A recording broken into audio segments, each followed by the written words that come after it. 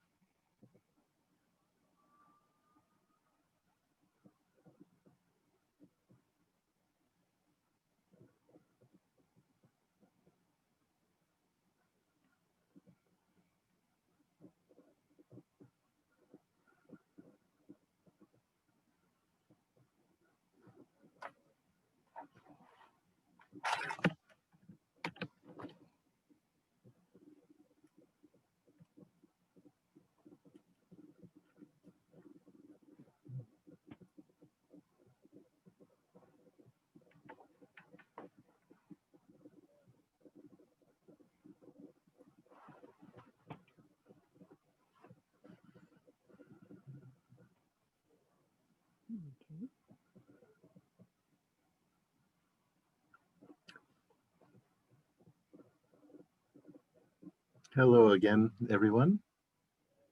John. Hi. Sheila, Jennifer, do you suggest that we wait a couple of more minutes? I can't tell from where I am exactly how many people are here at the moment. Most of the people are back. It looks like we're missing just 2 or 3 now. Okay. So up to you. Right. And I don't know if they'll return even. all right. And how? What is the total number? So we have 19 and there were 22 in the earlier session. Okay. All right. Yeah. So I think we can start. Thank you.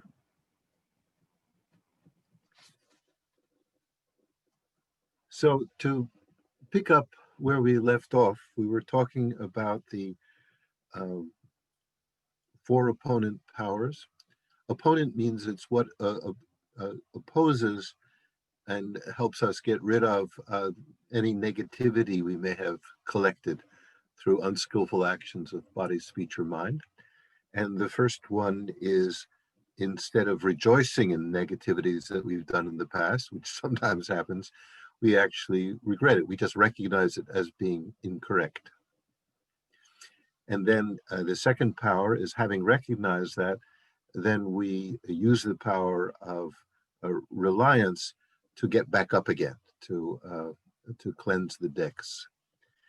And so even though in the order of the practice, the power of taking refuge comes first and the power of generating bodhicitta comes second, for the explanation, it seemed easier to start with the bodhicitta. Now, it was not clear to me what the makeup of the group was and what the past amount of information or knowledge any of you may have had.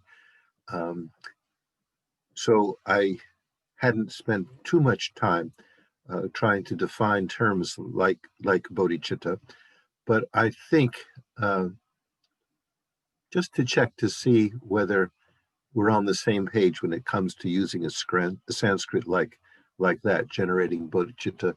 Who would like to give a nutshell definition of what bodhicitta means, what it signifies? Anyone?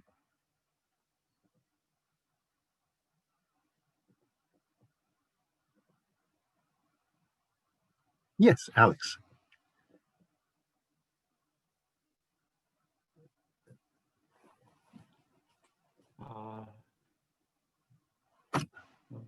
Alex. Bodhicitta. Yeah. Hello, can you hear me? Can you hear me? Hello? Yeah, you're kind of breaking up. You want to try that again, Alex? So bodhicitta, I think, could be translated to mean awakened mind or awakened heart, and it could be the wish to attain enlightenment, to be able to help sentient beings. The best way to be able to help is to attain enlightenment oneself. Yeah, well, that's exactly true. It's the wish or the intention to achieve full awakening, full enlightenment, Buddhahood, if you wish, for the purpose of benefiting others. If you kind of literally translate each section of that word, bodhicitta, then what you said, enlightened mind, it works because bodhi is enlightened or enlightenment, and chitta is mind or attitude. But that can be misleading because a person who has bodhicitta is one who hasn't already achieved full enlightenment, right? So a Buddha who has already achieved full enlightenment has the awakened mind, But here, it's not the awakened mind in the sense of the mind that's already possessed, that's already been developed, but the mind which is aiming to achieve enlightenment. So one person that I know, he translates it instead of awakened mind or the mind of enlightenment, he says the mind for enlightenment. In other words, the mind or the attitude which is directed for attaining enlightenment for the sake of helping others. Yeah, I think maybe I should have said the sort of aspiring mind or the aspiring wish or intention. Yeah. No, your answer was perfect. It's just that phrase, awakened mind, understood one way, is referring just to Buddhas. Understood another way, it's referring to people who want to say wannabe Buddhas, aspiring to become Buddhas. In other words, bodhisattvas. But the main definition you gave was perfect. The mind wishing or intending to attain awakening, enlightenment, for the sake of benefiting others. Okay? And that's what we could say the heart blood of the Mahayana, or Great Vehicle Path.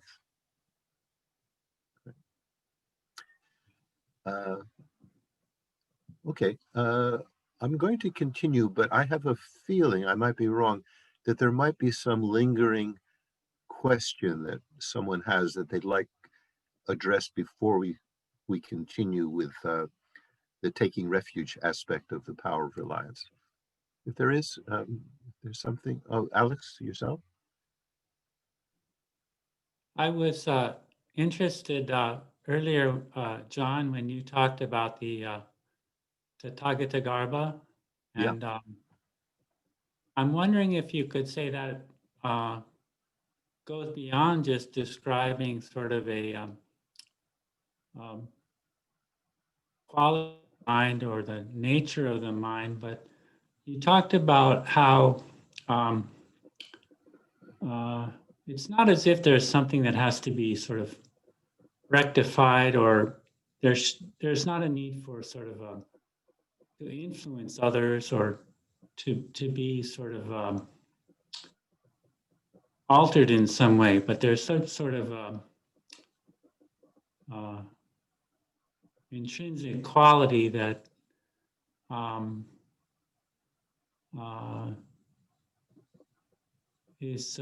has the potential to sort of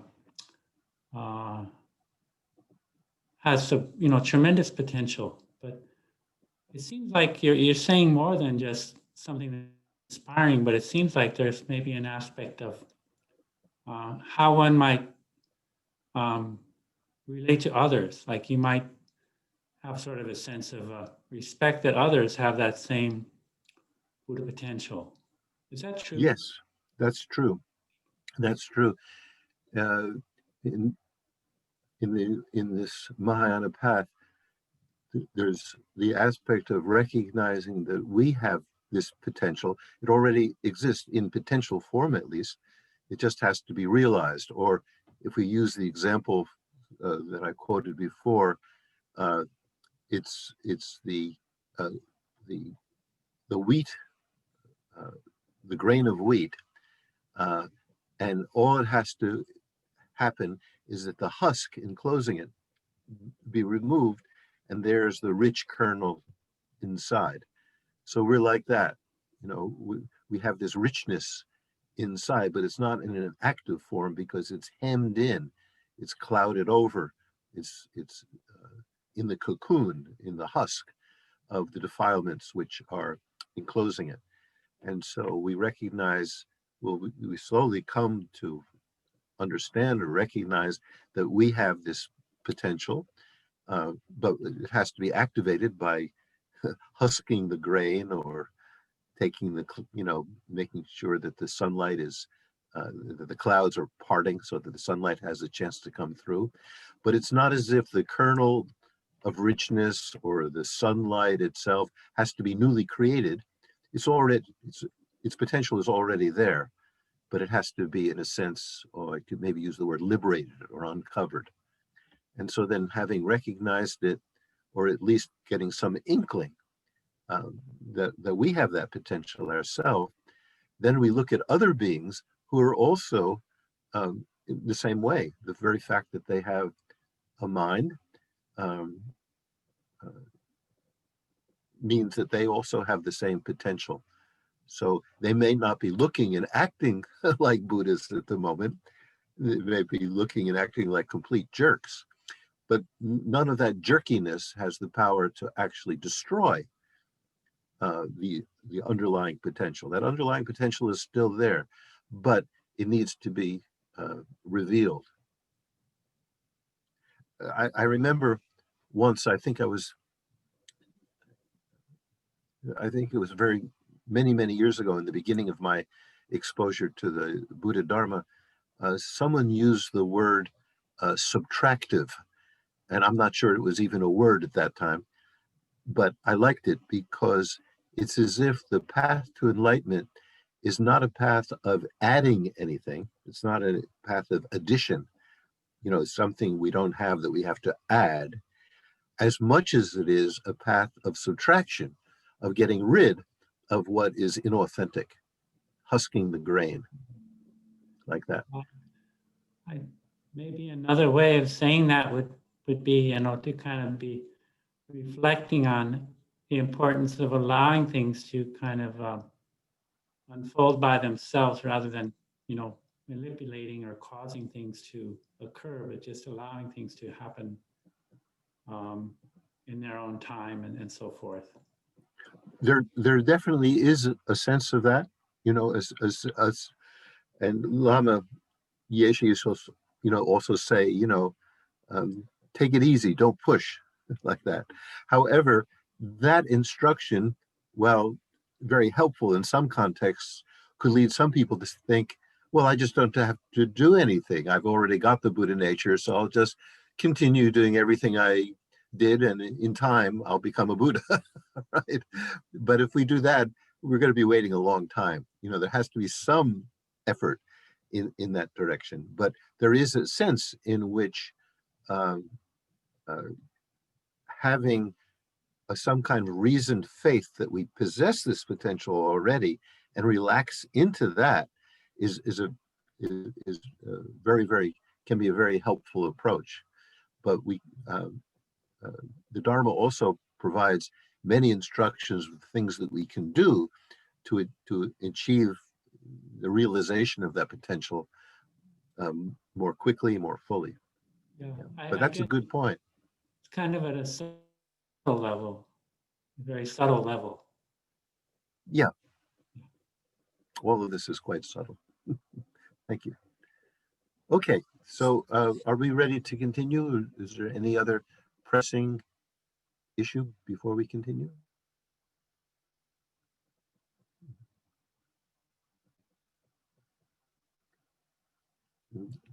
Ani Tenzing Pelyang, is there anything you want to add?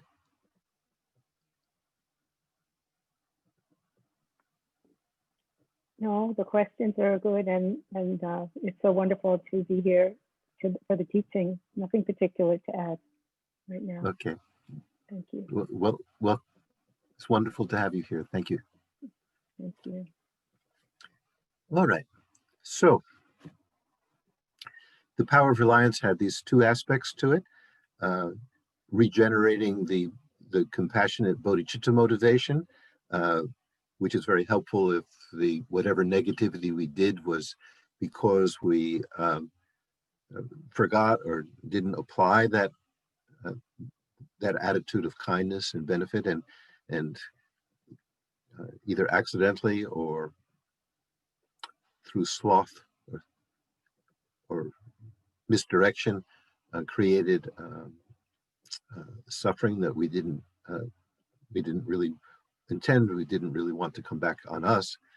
So that's the generating bodhicitta aspect of the power of reliance. And the other aspect was taking refuge. Now, this one can seem a little bit strange, because what this means is the actions, whatever negative actions that we do, and we could also talk about positive actions, but we don't have to cleanse positive actions. We only have to cleanse the negative ones, right? So whatever negative actions we do can be directed towards other beings, sentient beings, in which case those negative actions somehow weaken our bodhicitta motivation, our compassionate motivation. But it also we can do these negative or destructive actions towards the three jewels of refuge: the Buddha, Dharma, and Sangha. The Buddha as the teacher, and I say the Buddha, but it could be all Buddhas. There's many different Buddhas who have appeared, are appearing, and will appear. So it could be directed towards them. It could be directed towards the Dharma, or it could be directed towards members of the Sangha, the spiritual community. What this means, basically, is showing disrespect for objects which should be held in respect. So how do we show disrespect to the Buddha, for example? Well, if we were alive during the lifetime of Shakyamuni Buddha, we could have been like his cousin Devadatta, who on many occasions tried to murder him. That's not a very good sign of respect, to think of murdering him, but also lying to him, insulting. All these are disrespectful acts to a Buddha. We don't really have the capability of doing that towards an enlightened being, or certainly within most limits. We don't have that ability because we don't live at the time of Shakyamuni Buddha. But, for example, as part of our spiritual practice, we might set up a statue of the Buddha and relate to it as emblematic of the source of the enlightened teachings. It's not we imagine. It's not that we think that statue is in itself an actual Buddha capable of giving us teachings, but it stands in our experience. It reminds us of the refuge that we take in a spiritual master. And so putting it on a low place, allowing it to be covered with dust, not taking care of it properly, and all those things would be a sign of disrespect. And it's not as if the statue is going to be upset with us because of this neglect, right?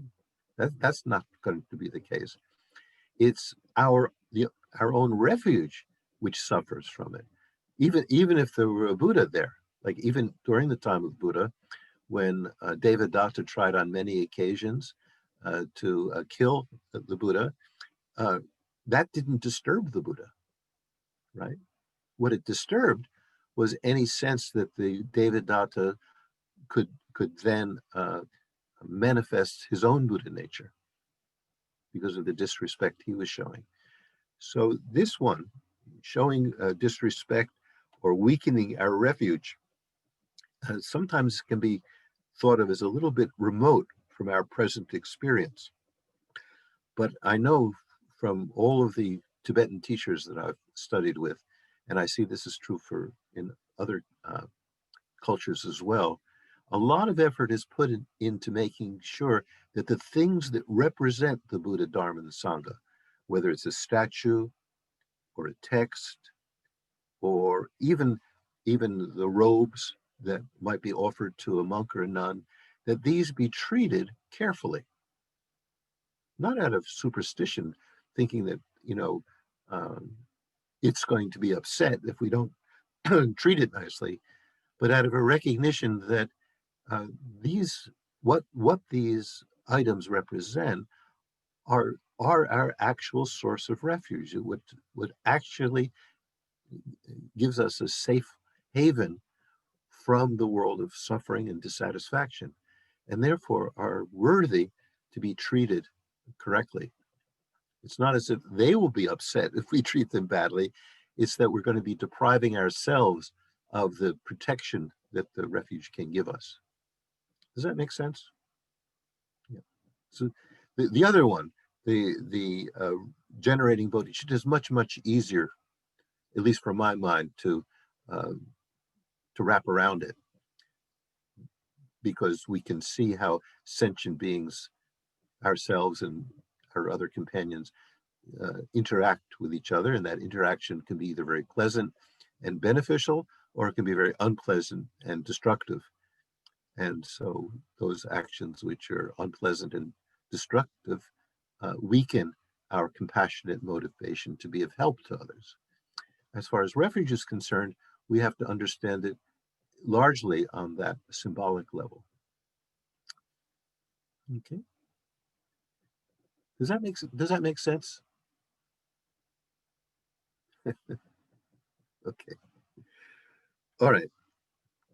So I'll read under 2a then. So it says, imagine yourself seated in the center of a vast assembly of mother sentient beings. And I'll explain that term mother sentient beings in a moment. So we're in the vast assembly of mother sentient beings, all of whom wish to be happy and to be separated from suffering, just as you yourself do. Now, here it says, imagine yourself seated in the center. But in fact, in reality, we don't have to imagine it. We are. In every direction that we look, to the horizon and beyond, 360 degrees, we're surrounded by sentient beings. Beings who, like ourselves, wish to be happy and wish to avoid even the slightest suffering and dissatisfaction. So that's happening right at the moment, right? We could imagine and kind of arrange in a certain way. So we're in the center of a large arena, for example, vast arena, and there's ways of visualizing that we have all male sentient beings on our right and all female sentient beings on our left, and all those who help us and support us behind us, and all those who we have problems with in the place of honor in front of us, and all this, we're surrounded by all of these beings who are referred to as mother sentient beings because from the point of view of these teachings, all beings at one time or another have given us the same care that a loving mother does. In the vast time span of existence, all beings have been a mother and father, friend, enemy, stranger to us, and we focus on the benefit we received, because now we're in the job as would-be bodhisattvas of giving benefit back to them. So we think of all the kindness that we've received, and thinking of them when they've been our kind mother, kind father, and so forth, helps us get over the limited way that we view them. So we imagine ourselves, or we recognize that we are in the center of this vast circle of other beings, and then feeling the enlightening presence of the Guru Buddha before you, and recalling his or her excellent qualities and readiness and ability to help, take heartfelt refuge in him as the embodiment of the three jewels. From the depths of your heart, request the Guru Buddha's inspiration to become free from every limitation, so that you may gain all the realizations along the path to full enlightenment. In such a state of mind, go for refuge 3 times. So on one hand, we're looking at sentient beings, and no matter what form they are in, we're thinking of them as mother sentient beings, because we've received a mother's kindness from all of them. So So we can call them other sentient beings, no matter what state they're in at the moment, because they have been all of that to us. And then as far as the guru is concerned, the person who is, let's say, the one who has led us onto the path, gives us our teachings, initiations, and so forth, we're seeing that person, whether male or female, as an embodiment or a representative of the enlightened teacher, Shakyamuni Buddha. So instead of simply calling him Buddha, we call him Guru Buddha, because it's the Buddha manifesting as our spiritual teacher. Now, we're under no obligation to regard anyone as a Guru Buddha. But if we've taken teachings, if we've taken initiations, if we've developed a connection, if we've received benefit, then it's very, very helpful to recognize that spiritual mentor as a representative or as even an embodiment of the enlightened mind. And so we can refer to him or her as a Guru Buddha. Okay. One of the things that comes out from all these considerations is that this path is, to a very, very large extent, a path of mental training. Training ourselves to act and to speak and think in ways that are beneficial. And part of that is to view beings not as they, in the ordinary way they appear to us, as just another sentient being, but as our companions on the spiritual path, or as representatives of the Buddha. That mental training allows us to receive the kind of blessings which empower our practice. Okay. So here I gave the Refuge Formula as it's often recited. Some of you have done the puja known as the Guru Puja, the Lama Chupa, and in that one, the Refuge Formula is given as follows. The Sanskrit on the left. Namo Gurubhya, Namo Buddhaya, Namo Dharmaya, Namo Sanghaya, which means I take refuge in the Guru, I take refuge in the Buddha, I take refuge in the Dharma, I take refuge in the Sangha. That first line, I take refuge in the Guru, specifically relates to this Mahayana or Vajrayana path. People who are not particularly following this path, but are Buddhist practitioners, they would not say that first line, right? But for those who are Mahayana or Vajrayana practitioners, it's not as if there are 4 refuges. There's still only 3 refuges, but the Buddha is the one who embodies all 3. So even though it looks like it's a list of 4 separate items, it's actually 3 items, and then the Guru representing all of them. And there's a very famous prayer which goes, the Lama is the Buddha, Lama is the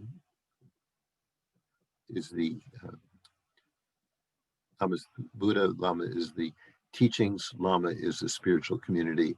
To all such lamas I pay homage. So here we give it in the form of this Sanskrit. It doesn't have to be done in Sanskrit. If you know the Tibetan, you could do that. If you don't know either, you can do the English, or you don't have to say any of it at all. Remember, the important thing is not the words that come out of our mouth, though this can be very, very helpful. Right? It's the attitude of mind. So if we're thinking, I take refuge in the Guru, for example, then we think back to the times when we've actually received great benefit and help from whoever our source of inspiration is, whatever teacher, whatever spiritual guide we've made contact with, or whatever Buddhas we've met through reading or explanation. So we realize the debt of gratitude that we owe to these beings who have benefited in this way. And so whether we say Namo Gurubhya or I take refuge in the Guru or not, if we're thinking with a mind of gratitude towards such teachers, then we're taking refuge in the Guru Buddha. We don't have to say the words, right? But if we want to say the words, especially if we're doing a group practice, when it's very helpful for people to say the same thing at the same time, then there are many ways of doing it, and this is one way. Now, as it turns out, I could have left out 2A entirely, and it still would cover the power of reliance, taking refuge, and generating the bodhicitta. I separated it for a reason, for clarity, but that whole section 2A could be left out, and yet nothing would be missing. Why is that? Does anyone have an idea?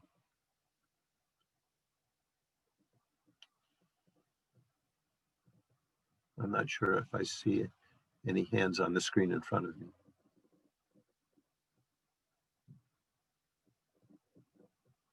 Well, if you left out 2A, you'd still have 2B, right? Okay. So look at 2B. What's in 2B? To be or not to be? That's my question. Come on, Horatio. Little help here. Nothing? Nothing at all? Okay. I'm going to ask somebody to read 2B then. Somebody. You can read the English, I'm sure.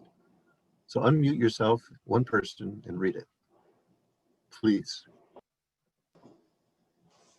Nothing? Even now, nothing? Hi, my name is Lori. I'm not on screen. Oh, yeah, please. And who are you, please? My name is Lori. Lori, yes, please. Well, I think to be encompasses the refuge, the three jewels, because it says, I go for refuge until I'm enlightened to the Buddhas, the Dharma, and the Supreme Assembly. Is that what you're getting at? Exactly. It's there already. The first two lines, at least in this particular translation of it, the first two lines is refuge. I go for refuge until I'm enlightened to the Buddhas, the Dharma, and the Supreme Assembly. Right? The remaining lines are focusing on the bodhicitta motivation, the compassionate motivation to benefit others. So one needn't separate it into two sections the way I did. But I wanted to do that to indicate that there's no one way of doing any of these prayers. Like even Catherine pointed out earlier that in one prayer that we had earlier, there was the term Dharma, and in another translation of it, there was the term giving and other perfections. But when we check up what that means the Dharma, right? So no one translation, no one way of saying a prayer is absolutely right, the others being wrong. Sometimes there's just different ways of presenting it, and each have its benefit. Okay? Yeah. Okay, thank you, Lori.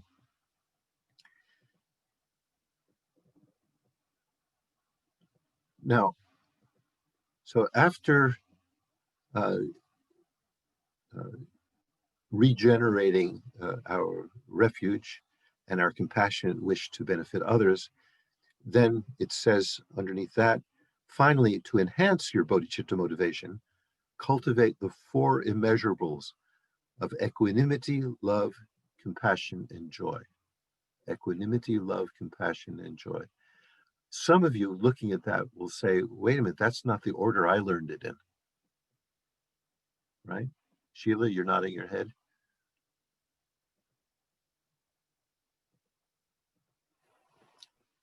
I'm familiar with it in a slightly different order, but Yeah. same four immeasurables. Yes.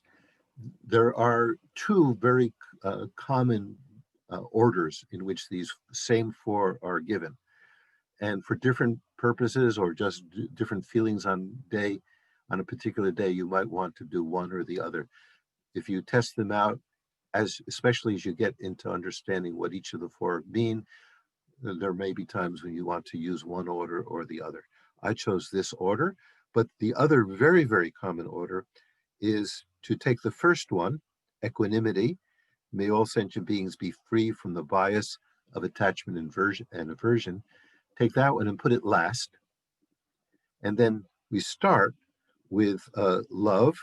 May all sentient beings have happiness and the causes of happiness. Then we continue to compassion. May all sentient beings be free from suffering and the causes of suffering. Then we continue from that to what is sometimes referred to as joy. May all sentient beings be free from suffering. Oh, no, sorry. I skipped where I was reading. May all sentient beings find fortunate rebirths and complete liberation. And then finally, the equanimity can come last. So again, the only time it's important what order you follow is when you're doing a group practice, because whatever the order is in the text that the group is using, you should, at least on that occasion, use the same one, or else it sounds really terrible. What you're saying and what they're saying is out of sync, right?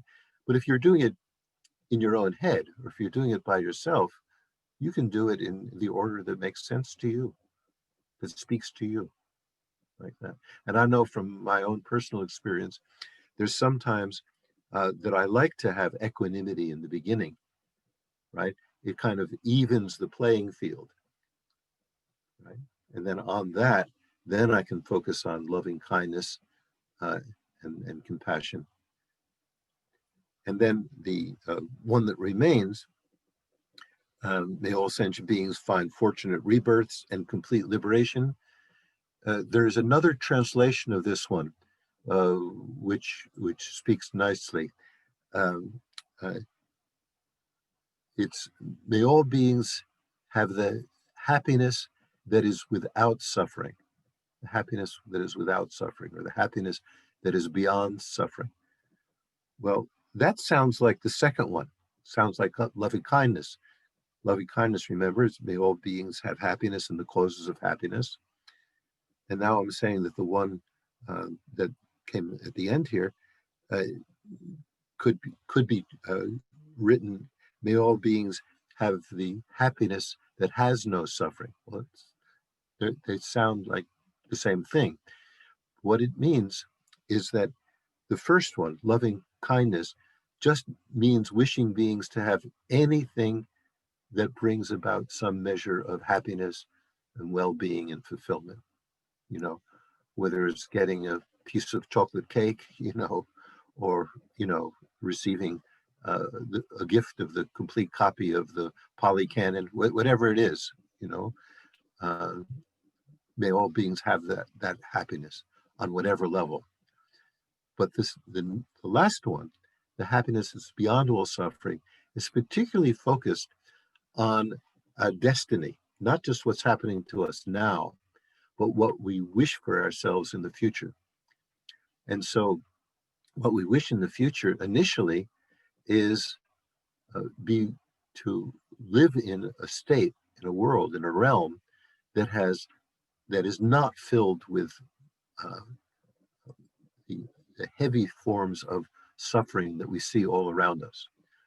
You know, all around us, and all we have to do is pay the slight attention to the newspapers or television reports, whatever it is, we see that the world is filled, you know, with the intense suffering of heat and cold, starvation, war, conflict, all of these things. So these are sometimes summarized by being referred to as the three lower realms. Those are realms of existence in which these obvious forms of suffering are predominant, right? And so one of the aims of the spiritual path is to avoid living in that kind of world, in that kind of realm, you know, to be free from that conflict and extreme suffering and so forth, right? So in a word, to find higher rebirths. A lower rebirth is in a realm, in an experience where all those intense sufferings are found predominantly. And so a higher rebirth is one, it's not enlightenment, but it's free from those heaviest forms, those heavier forms of suffering and dissatisfaction. And in abbreviation, it's referred to as a higher realm. Right? But a higher realm is not the final destination of a spiritual path, right? Because even if we experience a higher realm, you know, things, a realm which we have enough to eat, we're not too cold, we're not too hot, we have companions and stuff like that. If we haven't removed the defilements from the field of our consciousness, if we still have some measure of hatred and anger and greed and attachment and jealousy and pride and all of those things, they're still present in the mind, then sooner or later, they're going to give rise to destructive actions, which are going to impel us to take, again, a lower rebirth, you know, to have as a consequence that suffering of the more intense realms of experience. So a higher rebirth is not a final destination, it's kind of a way station at best. So what is the higher destination? Well, that can be divided into two. One would be this state often referred to as liberation, or sometimes the lower nirvana.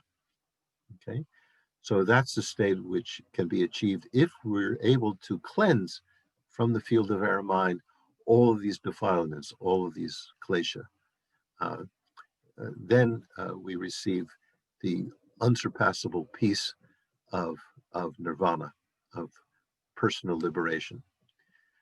But from a Mahayana point of view, even that is not a final destination, because there are still subtle obscurations on the mind of such a being, preventing him or her from attaining the higher nirvana of full awakening, of full enlightenment, a state in which we can spontaneously and effortlessly, in all our actions of body, speech, and mind, bring benefit to other sentient beings.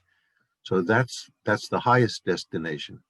So in some translations, these divisions are higher rebirth and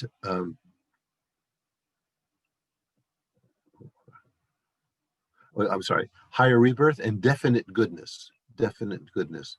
So definite goodness is both the lower nirvana of personal liberation from suffering and the higher nirvana of complete awakening.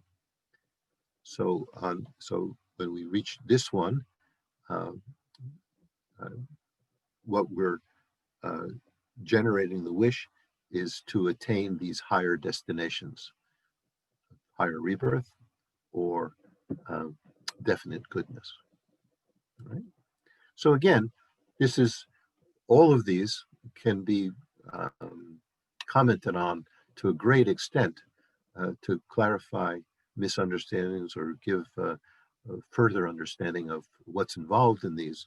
But in brief, we can just talk about these four immeasurable qualities of equanimity, having an even-minded regard to all beings, recognizing in part that they all have the potential for enlightenment, and then the cultivation of the wish for all being to be happy. And many people know that from the Pali tradition. Metta is loving kindness in Pali, as opposed to Maitri, which is the same word in Sanskrit. And so may all beings have happiness in the causes of happiness is an expression of this metta, this Maitri, this loving kindness, wishing well. Mm-hmm. And then compassion, wishing that beings be released from all forms of suffering and limitation and the causes of that suffering. And then finally, in this version, may all beings find fortunate rebirths and complete liberation. Okay. And once again, when I was first studying this, I studied the teachings that I was receiving. There were different ways that these four immeasurables were expressed. They can be expressed in even more detail and more elaboration than just these four sentences. But what I've found really helpful was, after getting familiar with the scope of these four immeasurable qualities: equanimity, love, compassion, and joy is sometimes the brief translation for the last one. After getting a little bit of a feeling for it, sometimes in a meditation practice, it was easier for me just to say one word for each of the four. Just to say equanimity, and then spend a little bit of time feeling of what regarding other beings with the mind of equanimity, looking at them, recognizing that they're all the same and all wishing to be happy, none of them wish to suffer, kind of even out the playing field that way. Just use that one word. So not even a whole sentence. And it didn't have to be a spoken word, it just could be a thought word. That got me into the feeling of what these were about on occasion, much more deeply than reciting more extensive prayers. So that's something to keep in mind. All of these practices can be expanded or contracted as long as we can hold on to what the underlying intention or meaning of them are. And that's what's important. Okay.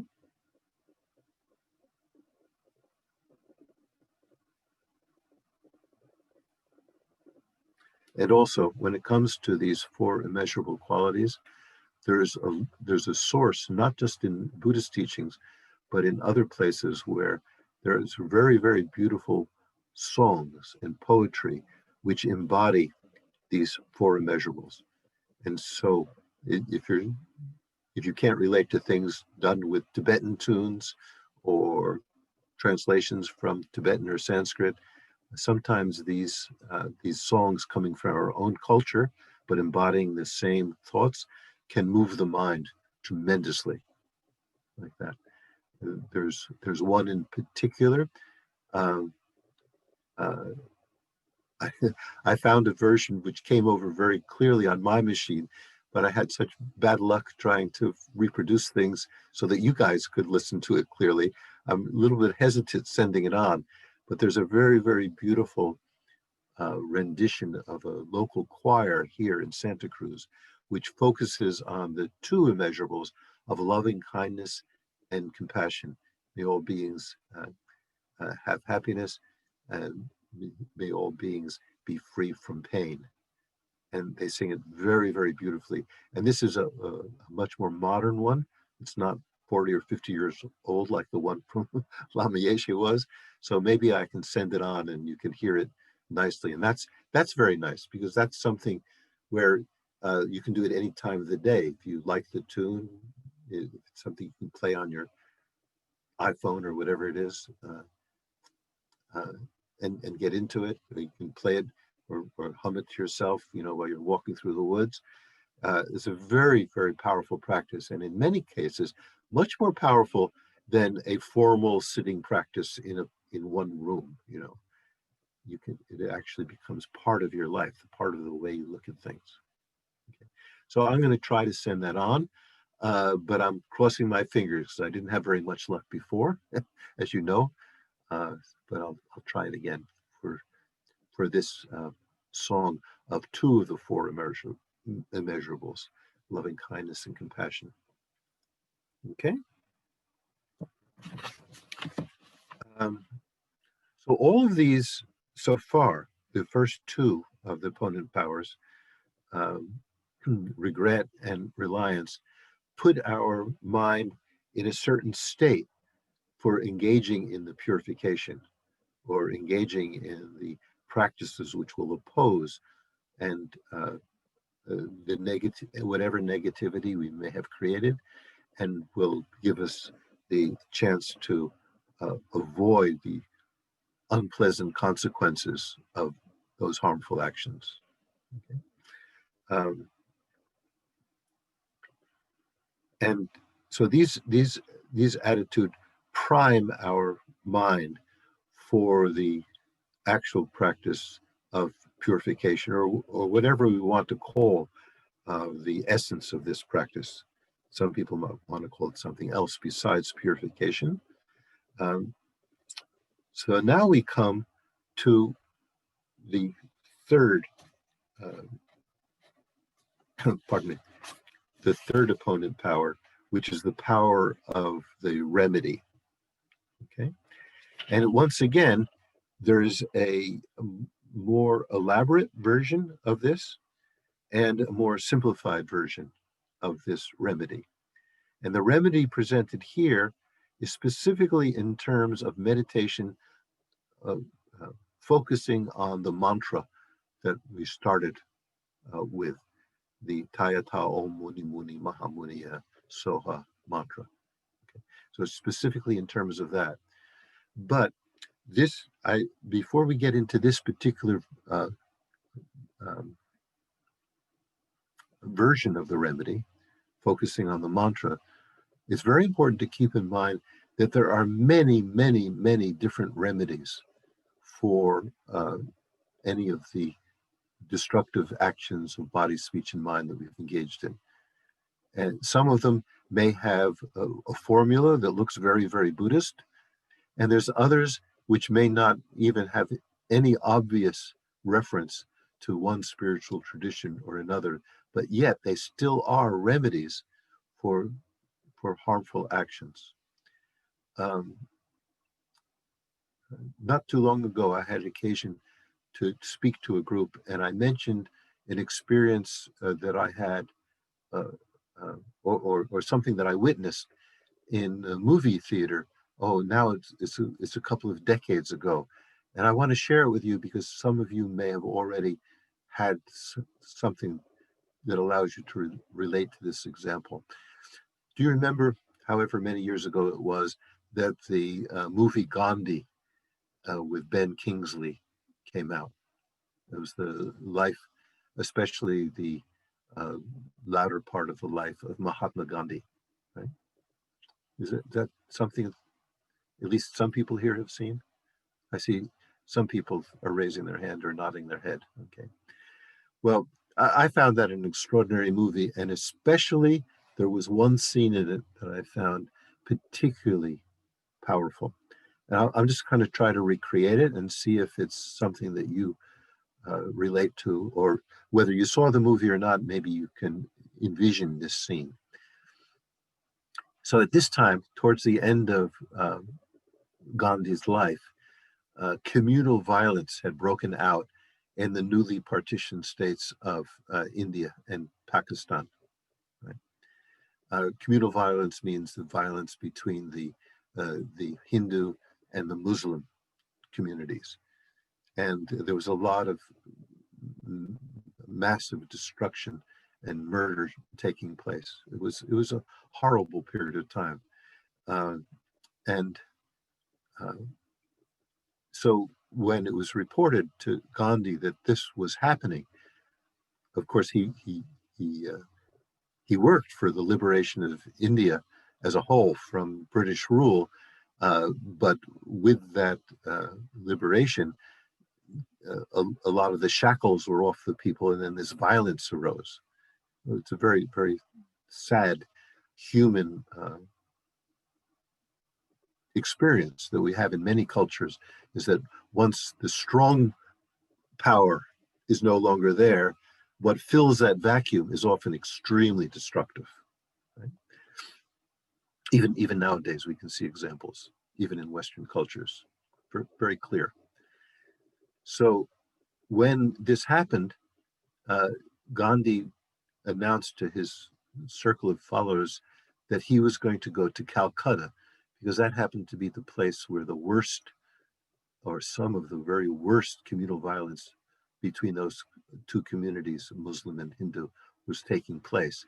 So he felt the responsibility of that, because he had fought for liberation from the British, and this is the result. So he was going to go to Calcutta, and the weapon that he had that he could use was to fast. That he would announce that he was going to fast until the violence stopped. And therefore, if the violence didn't stop, he was going to die. And he was held in such reverence that people from all the communities didn't want Gandhi to die, right? So in this scene that I'm referring to, there's a scene of a neighborhood in Calcutta, and there's this house, and on the upper story or the roof of this house, there's a bed, a rope bed, a typical Indian rope bed, and Gandhi is lying on it, and he's dying. You know, he's been fasting for weeks. You know, hasn't received any nourishment for weeks, and he was dying. And so all the people around him were very, very concerned, very worried. There was Nehru and all these different leaders were around him. And then the general population of Calcutta was also around looking in because he was held in such reverence. And then at one point, this man, later you see he's a member of the Hindu community.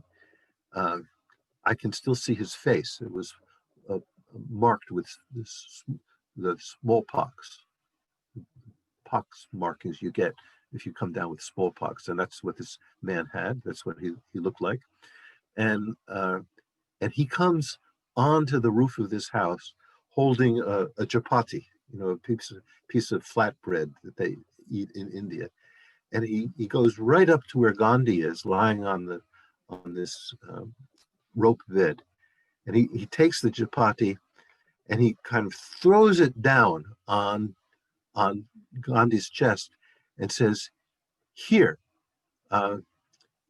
eat this. I'm not going to have your death on my conscience as well. I'm not going to go to hell for you."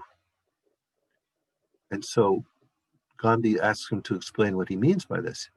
And the man confesses that in the communal violence, he committed murder. In fact, he murdered a young Muslim boy. And so he explained to Gandhi, he said, "I've murdered this child as part of this violence. I know I'm going to go to hell for it, but I'm not going to go to hell for you dying. So eat this." In other words, recover, right? And then Gandhi turns to him and he says, "I know a way out of hell." And the man, you know, the expression on the man's face changes. And he says, "Go out into this city where all this violence has been taking place and find a young Muslim boy who has been orphaned in this violence and adopt him and bring him up as your own son. But remember, bring him up as a Muslim." And then the man, kind of overcome by this, leaves, goes away. And then as the scene goes on, different members of the community make a vow that they're going to stop the violence. And then Gandhi eventually breaks the fast by taking some refreshment. But there, in those few words, that character in that movie, in Gandhi, and I'm sure it was something that could be very accurate, knowing Gandhi's life, is he found the remedy. If the negative action was killing someone, then a remedy is saving the life of someone. And if the occasion in which the killing took place had a certain characteristic to it, like it was the son of a member of another religion, then you adopt someone who's in the same situation and care for him and provide for him, you know, and bring him up in that religion, you know. So that's kind of the essence of what the remedy is. You recognize what it was that you did wrong, let's say, that was harmful, and then see if you can find something meaningful that is the reverse of that, that can undo that. Right? So all the things that are given here are just general formulas for that encompass all the different specific examples that we could use of remedial actions. But we don't have to use any of the examples that are given here. We can think of examples from our own life. Right? So there are people who spend a lot of time and a lot of energy protecting others, um, doing the proper kind of police and sheltering kind of work for others. There's people who make sure that the hungry have enough to eat. There's people who, at least in the old days, could visit sick people in the hospital. Of course, now with the pandemic, that's a little bit questionable because it's hard to get into the hospitals in many cases, but eventually that situation will change. So there's all these different things that can be done that have been done by people who follow other spiritual traditions. Like Christianity is very strong on these actions that we can do, that's these social actions that can be done to benefit others. Um, and then there's people who have no particular spiritual tradition, but they feel the necessity of helping people who are down and out or are suffering from this kind of disease or that kind of impoverishment. And all of those activities, when done with the proper motivation, are remedial actions. So that you can just plug any or all of them into number 3, the power of the remedy. Okay?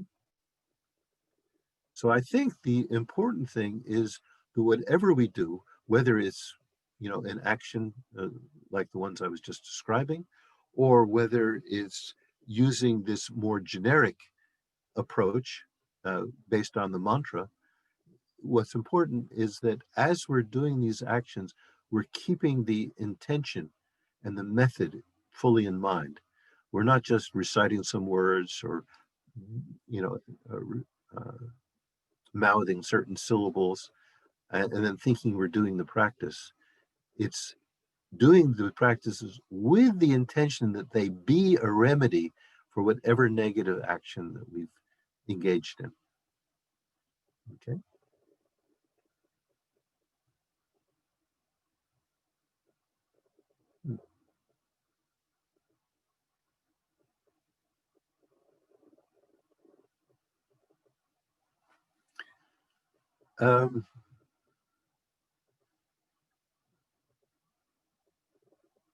So we have a little less than 10 minutes before I wanted to give a break for the final questions for today's session. And so in that, I'm going to just briefly go over the power of remedy as it's expressed here, okay? Keeping in mind that we can come up with our own remedies, and if it's done with the proper state of mind, then it fits into this third category perfectly, right? The important thing is to make it relevant to our experience. So the power of the remedy, as I mentioned, was given in 2 forms, a more elaborate visualization and a more simplified visualization. I'm going to give the more elaborate one, read the elaborate one first. And you'll notice that it itself is divided into 3 types of remedies. Remedies for negative actions of the body, physical actions we may have done that are harmful, verbal actions that may have been harmful, and mental actions or attitudes that may have been harmful. So what it says here, so we're visualizing in front of us the person who represents their source of inspiration, which can be anyone from Guru Shakyamuni Buddha himself, our own spiritual teachers, or anyone even from another tradition who represents these qualities that we admire of loving kindness, compassion, wisdom, skillful means, and so forth. Okay. And in fact, what I'm going to send to anyone who writes an email to me and requests it, Lama Yeshe, many years ago, put together a practice for doing this kind of purification in relationship to the figure of Jesus, because he knew that so many of his followers were brought up in the Christian tradition, and that he himself had great respect for Jesus. And so he put together a practice which does not use Buddha as the central figure, but uses Jesus instead. So if any of you feel a kind of a deep, meaningful connection to that tradition, I'm very, very happy to send and share this directly from the teachings that Lama Yeshe gave. And I think it's already been put in my email address. Has already been put in your chat folder, so you can write to me to ask for that, or ask any other questions you would like, and I would be happy to send it to you. But that practice in particular, I will have ready very quickly. Right? But now, getting back to what's presented here, specifically in the Buddhist context, the elaborate visualization is as follows. So we visualize the source of inspiration, the Guru Buddha, in front of us. So at the Guru Buddha's crown is a white Om. That's the syllable that represents a body. At his throat is a red Ah, that represents speech. And at his heart, a blue Hung, which represents mind or heart. Okay, so those three syllables, Om, Ah, or Hum, can be visualized, emblazoned, radiating their own colors of white, red, and blue, made out of light. The first one in the crown of the head or the brow, second one in the throat, and the third one in the heart. Okay. So these three represent all enlightened beings, perfectly pure body, speech, and mind. Okay. So during the first mantra recitation, which when it says first mantra recitation we'll be doing the mantra Tayata Om Muni Muni Mahamuni Eso a number of times. So we do a group we do a group of them to start with. And in that first group, we visualize that a stream of purifying white light flows from the Guru Buddha's crown and enters our own crown, cleansing us of all negativities, including accumulated through harmful actions of the body. Then during the second group of recitations, we continue reciting the same mantra as before, but now we focus on the throat of the figure of inspiration in front of us, such as the Guru Buddha, and visualize that red light flows from the Guru Buddha's throat and enters our own throat, cleansing us of all the negativities accumulated through harmful actions of our speech. And then when we do it for the third time, now it's blue light, which comes from the heart of the Guru Buddha, enters our own heart, and cleanses us of all negativities accumulated through the harmful actions of the mind. Okay. And whether any of this has an effect on us is not dependent on what we imagine happening out there, but what we feel happening in here. We feel that we're receiving this cleansing, inspiring radiation, which has the effect of counteracting whatever negativity we may have done. So that's a more elaborate way of doing this practice, and in fact, it can be made even more specific and even more elaborate. But I'll do that tomorrow, because it's one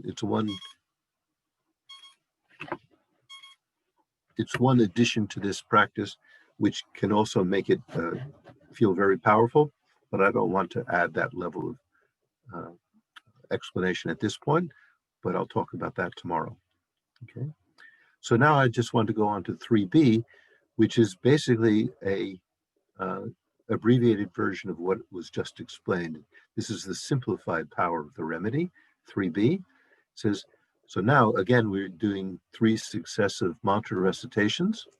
So during these 3 mantra recitations, visualize streams of first white, then red, and finally blue light flowing from the center of the sphere of golden light before you, and entering in turn crown, throat, and heart, cleansing you of all defilements of body, speech, and mind. So when we did the elaborate one, that was based on the description, the more elaborate description of the refuge objects, the initial visualization where we see Shakyamuni Buddha sitting on a lion throne and supported by lotus, the sun, and the moon, and then Buddha sitting in the cross-legged posture and having all the attributes of the Buddha as normally represented in pictures or statues, right? But remember, there was a very simplified version of the initial visualization, which was just a sphere of radiant light. And for many people, that would be easier. As long as you recognize that that sphere is radiating with the light of enlightened love and compassion and so forth, then it serves that purpose. So if you do that kind of visualization, then you can do the simplified remedy. So instead of visualizing Buddha in all his detail or any other figure in all their detail, we just go back to the sphere of golden light that we started with. And now we think that from the center of this sphere of golden light, in turn, comes white, red, and finally blue light coming from the center of that sphere, and then entering our three places, our crown, throat, and heart, and cleansing us of all the defilements of body, speech, and mind. So you can see these two practices are identical in terms of what's taking place, but they differ in detail as to what we're visualizing. And you might, for example, want to try one until you get familiar with it, and try another one, and then in your own daily practice, depending on how much time you have and how well your visualization is going, some days you might want to do a more elaborate practice, some a more simplified practice. But you recognize that whether you're doing it more elaborate or more simply, you're actually doing the same practice each time. You're just modifying it in ways that fit your time and your expertise and your abilities. Does that make sense? Okay. And then what follows after that is a description of the mantra, and that is something that I'll talk about in tomorrow morning's meditation. Make a focus of that, and then we can get into doing. By that time, we'll have nearly all the pieces that we need to do this entire purification practice, and then we can get into it. But now, so we have about 8 minutes.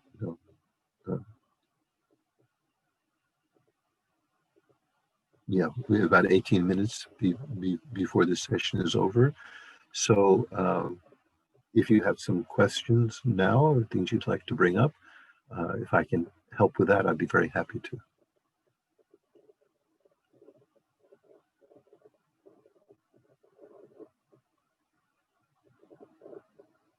Yes, Ruth. A simple one. Is it okay, for example, if you're walking down the road to do this purification? I mean, you know, or a path, or while you're doing other duties.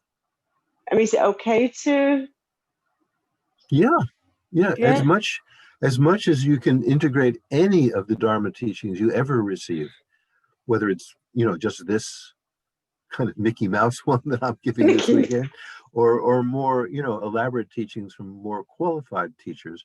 Whatever you learn that makes sense for you to be able to do in the confines of your own meditation room or your own house, all these things can be done within certain limits, as you're out and about doing your activity, because in our life we're either alone or with others. Those are the only two choices. When we're alone, we can do the Dharma practice that focuses on cleansing our mind and applying all the Dharma teachings we can to that, right? When we're with others, we do all the practice to benefit others, in our relationship to them. Practices based on kindness and so forth. So we're walking down the street, or we're driving in a car, for example, And we see all these other people around us or in their vehicles, and they're all going somewhere. And that's one of the biggest things that I've noticed is that you place yourself in any one place, and then the parade goes by in all directions. People are driving here, walking here, constant moving. Then you ask yourself the question of, where are they going? What are they looking for? Mm. And then the answer to that is, they're trying to find a way out of suffering and into happiness. May they have that happiness. May they be free from that suffering, right? And then if you have a mantra to recite that puts you on that wavelength, where you're sending out waves of good wishes, may you be happy, may you be free from suffering, then you do that, or the prayer, or just the thought, and it changes, radically changes, just doing that even a little bit, but with a certain amount of consistency, changes the world we're living in. It really changes, because it starts by changing our own psychological world. Instead of being claustrophobic, instead of being caught up constantly with thoughts of I, me, mine, I, me, mine, I, me, mine, we give that a break and think, may you be happy. Wherever you're going, whatever you're looking for, may you find happiness. May you find the cessation of suffering that you're looking for. It's very, very powerful. I want to just mention one thing. I'll try to be brief. I'm not always successful with that, as you've noticed. I was one day, a couple of weeks ago, I was driving from my house and I had to get to some place, and I had an appointment at a certain time, so I had to be there at a certain time. And the traffic through Capitola, where I live, was kind of unusually heavy at that hour, and I hadn't really left myself enough time. So as I was driving, I was thinking, oh, I'm going to be late, I'm going to have to cancel, and then there's this, and that creates this problem, and oh, I wish that person in front of me would go a little bit faster, then maybe I'd have a chance to make it on time. And I was completely filled with thoughts of I, me, mine. But I didn't realize it until I saw it. I could feel myself. And then I thought, okay, the reason I'm going particularly slowly now is because I'm in traffic. If I were alone, I'd be going faster. So, but I'm not alone. I'm with other people. And they're on the road and they're going elsewhere as well. And so instead of thinking, move faster, get out of the way, let me through, I've got to get to my destination, I realized everybody in all of those cars were thinking those same thoughts. They were in the same boat. There wasn't anything special about my anxiety to get there on time. They all must have had some level of anxiety to where they were going, or at least some kind of intention. And so instead of sending out these vibes of ill will, like for a moment, it was like I kind of hated the person in front of me who didn't make it through the green light, waited until it was yellow, so I got the red. So I developed, oh, damn it, why are you going so slowly? Instead of thinking that, I just changed it, and I thought about all these people. They're on their way to their own destination. They all want to be happy. None of them wants to suffer. So I just relaxed the I, me, mine mind for a second, for a moment, and I replaced it with honest concern that everyone else gets to where they're going on time for them, because, and I could do it easily, because no matter what I thought, the traffic was going to go at its own speed. It wasn't going to go any faster if I got angry. It wasn't going to go slower if I thought of other people. So why not think of other people? None of the thoughts that I have is going to affect the traffic itself, but it affects what's happening in my psychological universe. Am I surrounded by enemies, people I have to outfox, the people I have to shout at in my mind, you know, or surrounded by my brothers and sisters who are all going in the same direction I'm going, looking to find some happiness, health, well-being, and to avoid suffering. And as soon as I started to do that, it was as if there was this huge weight in my car.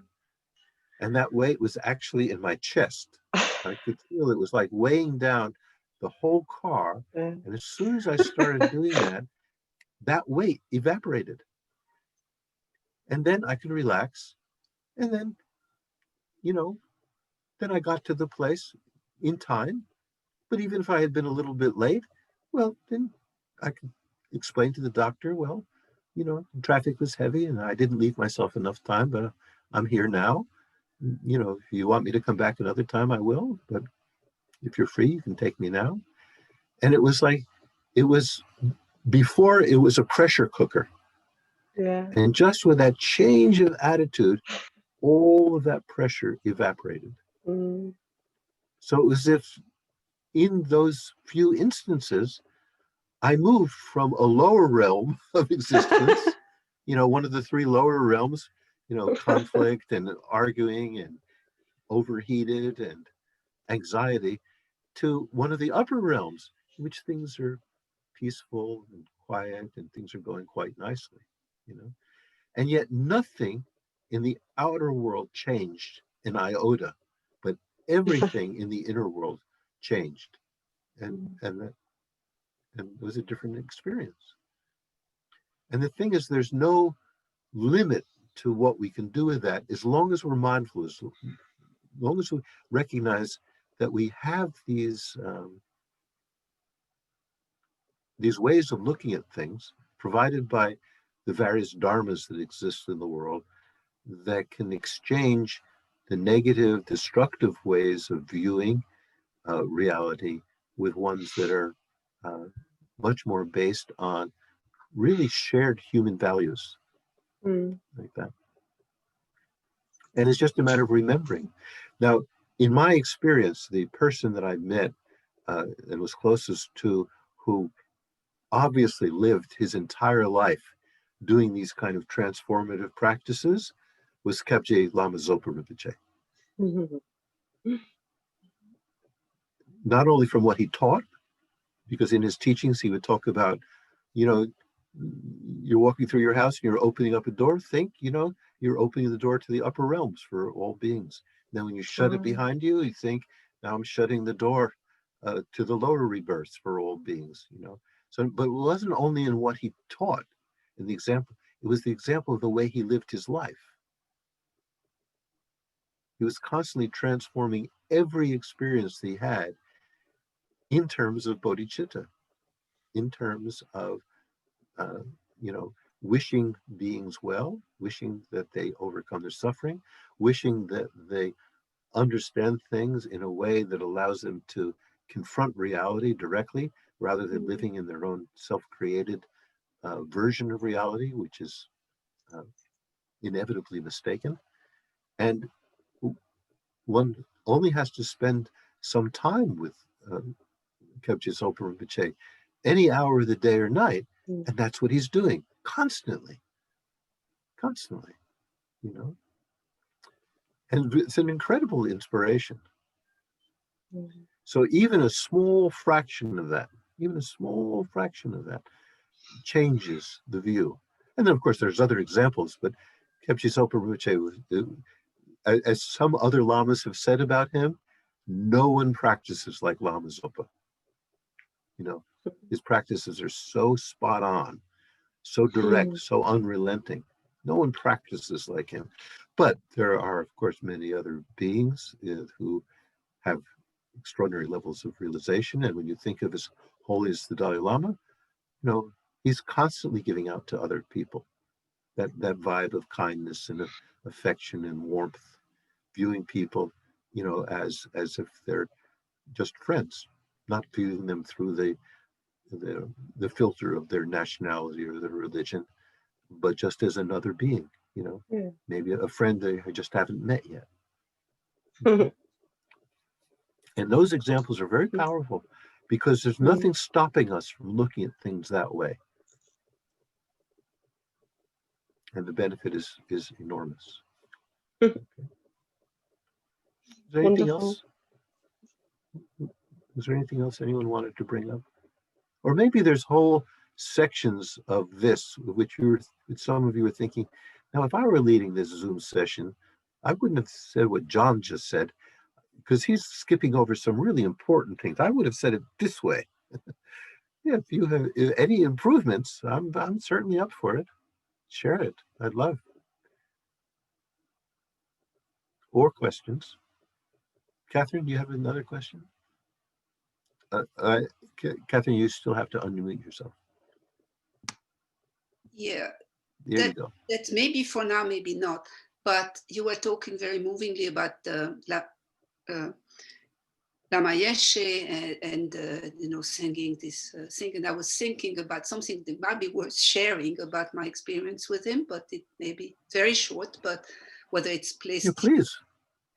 So very early on, so it's I'm an old lady, 1976, he was giving a teaching in Italy.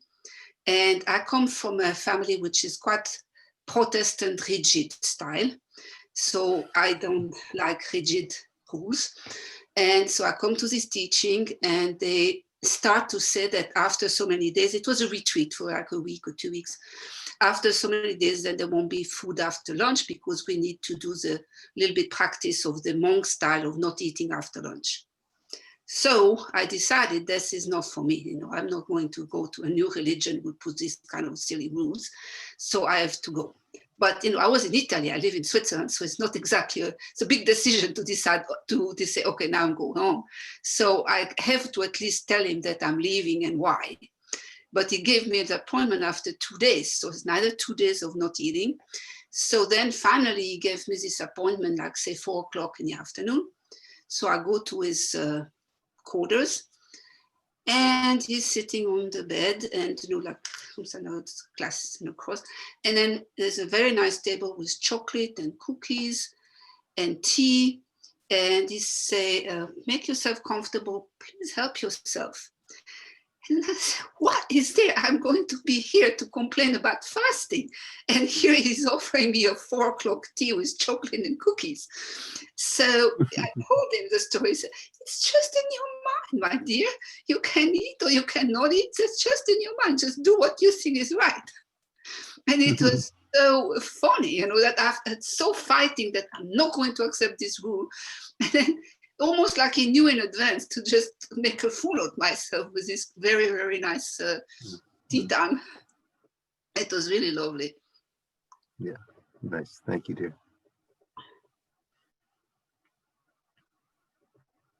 So.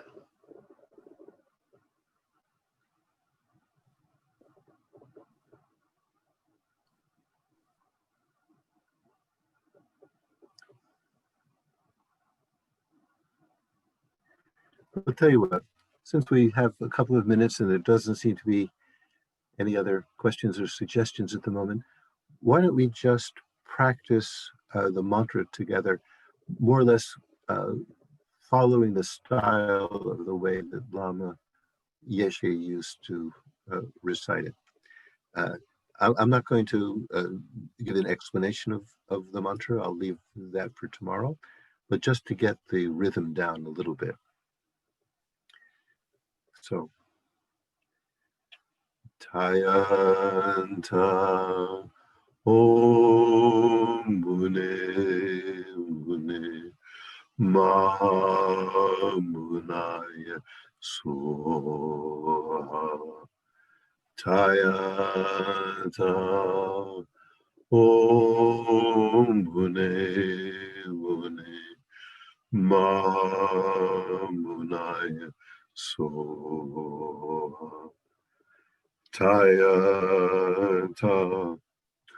Om Mune Mune Mamunaya Soha. And then if we want to recite it more recitations or at a quicker pace, we can leave off the Tayata and recite it like this. Om Muni Muni Mahamunaya So. Om Muni Muni Munaya So. Om Muni Muni Mahamunaya So. Om Muni Muni Munaya So. Muni Muni Mahamunaya So. Muni Muni Mahamuni. Om Muni Muni Mahamunaya So. Muni Muni Mahamunaya So. Om Muni Muni Mahamunaya So. Muni Muni Mahamunaya. Om Muni Muni Mahamunaya So. Om Muni Muni Mahamunaya So.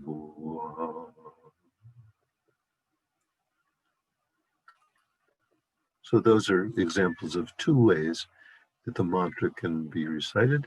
And of course, there's many other ways as well. But I'm hoping that tomorrow, when we get to do the entire practice together, to lay a foundation for any practice you might want to do at home after this weekend is over, that we'll have a chance to do a group and individual recitation of these mantras. Okay, so I think that's it for today. So tomorrow the schedule will be the same, and we'll do the same thing. We'll have